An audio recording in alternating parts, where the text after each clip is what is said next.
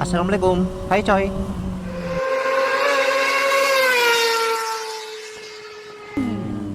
Ramenya. Oke coy.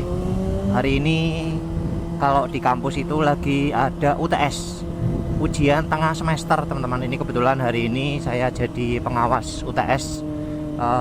Ada mata kuliah lain dan juga ada mata kuliah saya sendiri nih kebetulan. Ada mata kuliah bank dan lembaga keuangan lainnya yang diujikan hari ini. Nanti kita akan lihat nih gimana mahasiswa kita mengerjakan UTS, apakah pada ribut sendiri, apakah pada contek-contekan, atau mengerjakan dengan baik dan tenang. Ini kebetulan saya ngawasin di mata kuliah sendiri juga. Nanti kita lihat ya bareng-bareng teman-teman terkait dengan keseruan mahasiswa kita mengerjakan UTS. Semoga lancar-lancar saja. Ini rame banget, mungkin masih banyak yang ujian ya, karena memang ujian ini kan ada jam-jamnya dari pagi, siang, sore. Kalau pagi pun dari jam tengah 8 sampai jam 9.30 apa ya. Terus habis itu 9.40 sampai jam 11 atau setengah 12. Nanti habis itu jam setengah 1 sampai jam setengah 3. Habis itu jam 3 apa ya. Jam 3 sampai jam 5. Halo.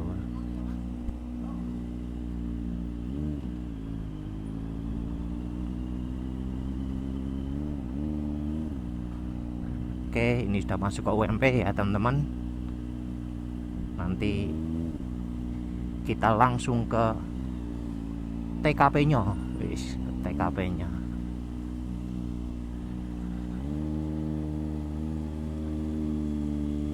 Ini masjidnya gak terlalu ramai, mungkin belum mulai pada datang ya teman-teman.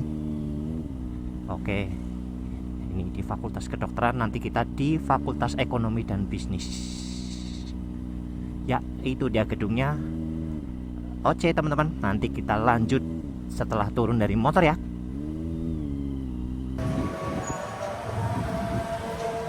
Oke coy, kita akan masuk ke gedung dan langsung menuju ke ruang TU buat ngambil soal.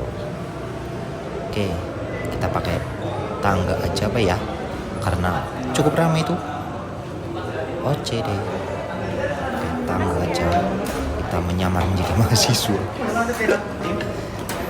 Gas.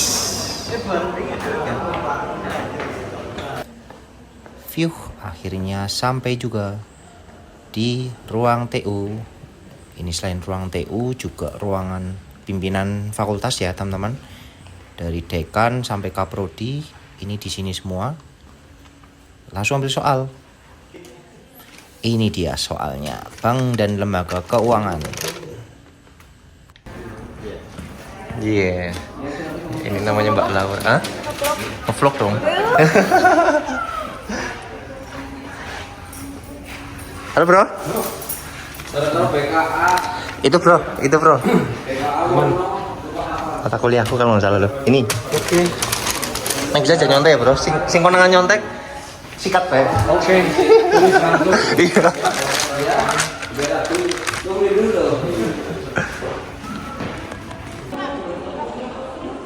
Oke coy, kita masuk ke ruangan ya. Di situ ruangannya. Oke, masih pada kosong. Kita sambil nunggu aja teman-teman pada datang ya. Oke, kita mulai. Assalamualaikum warahmatullahi wabarakatuh. Oke, teman-teman, untuk UTS kita nanti sifatnya postbook ya, post handphone. Jadi kalau bisa jangan sampai kelihatan atau ketahuan contek. Pengetahuan nilainya kurang.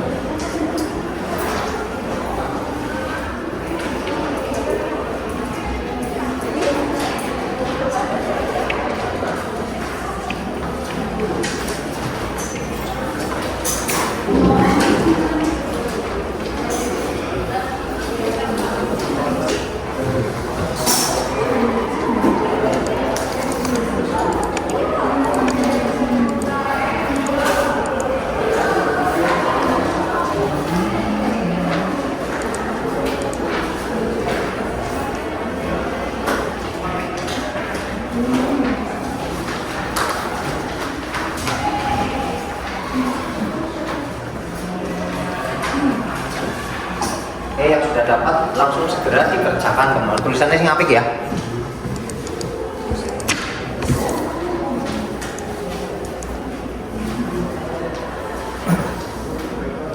Dikerjakan pakai logika, nyambung, tulisannya bagus, insya Allah ada nilainya.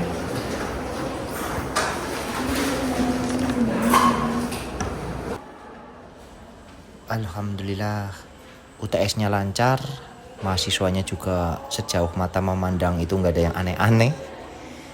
Mereka sibuk mengerjakan, sibuk ngarang sih sebenarnya. Serba apalah, sing penting gas teman-teman. Ayo, ini sudah pada keluar ya, karena memang sudah pada selesai teman-teman. Ini beberapa yang mungkin sudah selesai, tapi mungkin ngoreksi-ngoreksi atau mungkin ngecek-ngecek apakah ada yang kurang atau perlu ditambahin. Oke, yang penting tetap semangat dan kerjakan sendiri ya cuy. Semangat bro, semangat sis.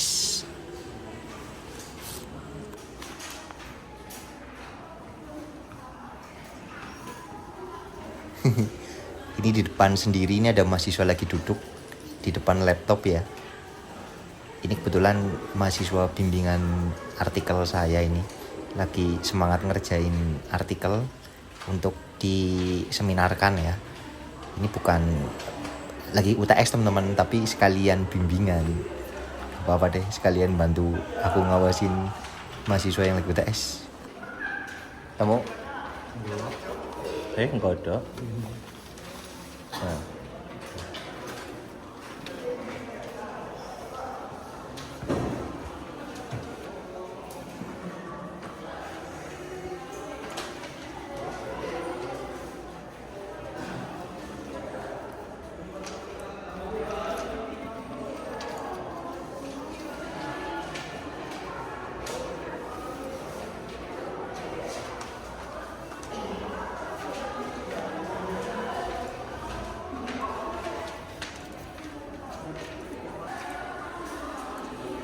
Yap, ini mahasiswa yang sudah pada selesai. Setelah ngumpulin jawaban dan soal, dia juga ngambil kartu ujiannya ya. Jadi setiap kali ada ujian itu mahasiswa harus membawa kartu ujian untuk ditandatangani oleh pengawas, sehingga mahasiswa tahu ini mereka sudah melakukan ujian atau belum.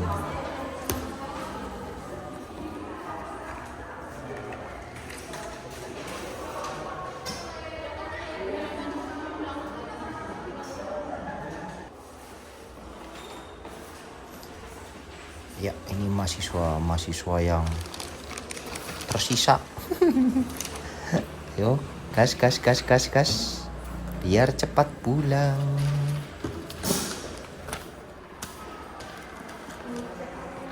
Akhirnya kelar juga hari ini. Tadi saya ngawasin 2 teman-teman mata kuliah sendiri sama mata kuliah dosen lain.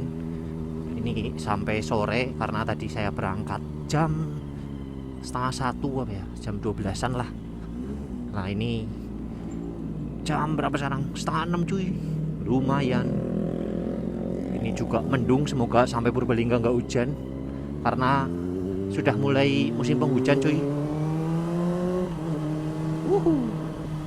Oke, alhamdulillah tadi juga tidak ada yang aneh-aneh. Jadi mereka mengerjakannya dengan baik, dengan serius. Kalau mata kuliah saya sendiri sih memang teman-teman beda ya. Kalau misal di sekolah itu kan sistem pertanyaannya itu kan textbook apa ya? Ya jadi ada buku dipelajari, dihafalin, dipahamin, baru pertanyaannya itu pada saat ujian hampir sama seperti yang ada di buku. Misal katakanlah jelaskan definisi dari bla bla bla bla gitu kan. Terus bagaimana proses bla bla bla bla, sehingga ada beberapa mahasiswa atau mungkin siswa ya yang akhirnya ya mau nggak mau harus sama dengan buku. Dan kalau saya sih, analisis saya lah, itu banyak terjadi kecurangan ya. Misal contohnya ngepek lah atau nyontek lah, atau mungkin lihat buku, lihat handphone, karena jawabannya itu ada di buku. Nah, kalau sekarang khususnya di mata kuliah saya ya, karena kita kan terapan ya, dalam arti bukan terapan murni tapi manajemen S1 ya, yang namanya sarjana itu kan kita mengembangkan development dari pertanyaan dasar. Jadi ya memang seperti case tadi ya, atau studi kasus, atau bagaimana mahasiswa bisa mengembangkan jawaban-jawaban yang memang textbook ada di buku. Jadi bisa dibilang mahasiswa tersebut itu sebaiknya memang nggak bisa murni nyontoh buku teman-teman, karena jawabannya bisa jadi nggak dari buku.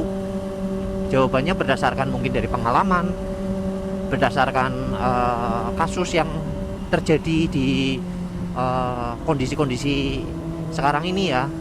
Kayak contoh tadi mata kuliah perbankan ya, apa bank dan lembaga keuangan, itu udah nggak ada definisi bank. Itu kan standar banget, dan itu kemungkinan besar mahasiswa kalau dikasih pertanyaan itu bisa nyontek, itu bisa ngepek. Tapi lebih berkembang. Contoh, sebagai seorang pemimpin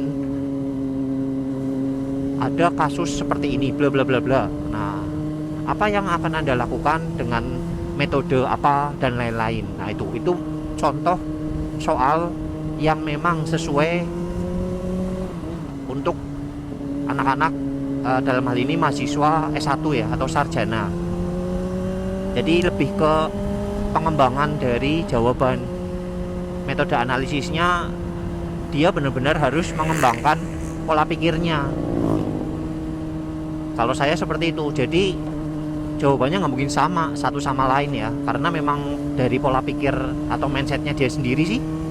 Nah, disitulah yang membuat mahasiswa itu intellectual questionnya, emotional questionnya, social questionnya itu meningkat. Sehingga apabila nanti pada saat mahasiswa tersebut kerja, atau mungkin nanti ada di dalam perusahaan dan ada kasus-kasus atau permasalahan yang sama, mahasiswa bisa menyelesaikan. Tapi ya itu kadang orang-orang yang sifatnya textbook itu susah, karena memang terlalu menggunakan otak kiri ya. Padahal yang namanya sosial, kita kan ilmunya penerapan sosial ya. Nah, itu nggak cuma otak kiri aja, nggak cuma menghafal aja, tapi harus memahami. Makanya kalau saya jawabannya sama plek dengan textbook, wah saya pasti akan kurangin itu nilainya. Berarti dia nggak berkembang, dan kemungkinan besar bisa nyontek dan lain-lain.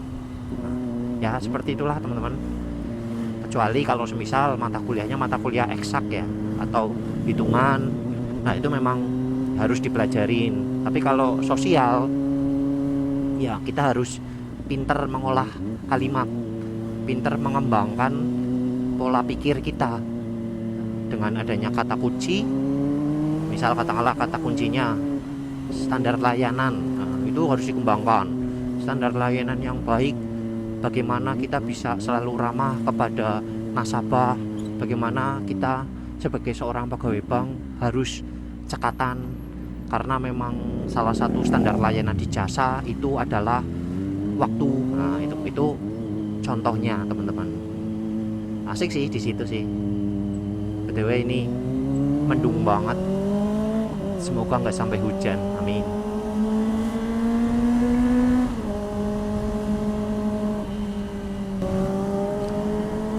Alhamdulillah sampai juga di Purbalingga dan belum hujan. Alhamdulillah.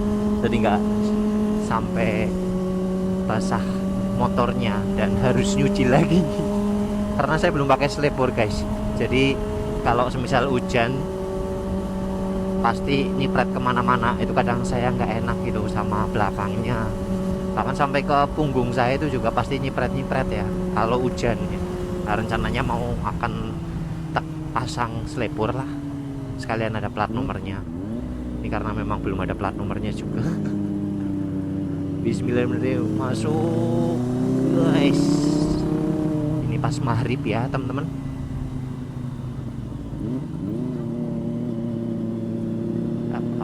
Up. Yes. Sepi. Oke teman-teman, mungkin seperti itu dulu ya untuk vlog kali ini. Terima kasih ini udah nonton. Jadi teman-teman tahu nih kalau di kampus kalau lagi ujian seperti apa dan gimana cara pengawasan, serta apa-apa aja tuh soal-soal yang mungkin akan keluar. Semoga sehat selalu untuk kita semuanya. Jangan lupa like, share, dan subscribe ya teman-teman. Kalau semisal mau komen juga oke, teman-teman tinggal komen aja. Terima kasih. Wabillahi taufiq wal hidayah. Wassalamualaikum warahmatullahi wabarakatuh. Ciao.